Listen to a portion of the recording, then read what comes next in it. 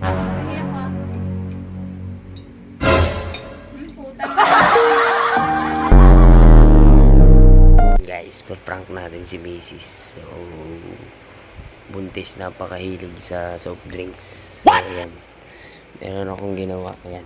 Bali, nilagyan kong tape. Tapos, nilagyan ko lang siya ng bisig. Tignan natin yung magiging reaction niya.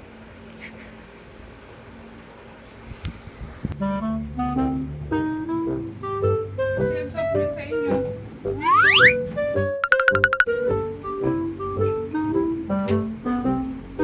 Iyak ka.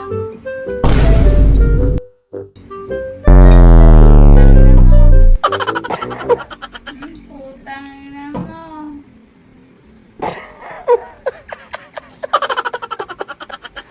Ano, napeki ka, no? Hilig ka, sumukha ka kasing soft drinks. Buset. Inumin mo. Hindi ka uminom.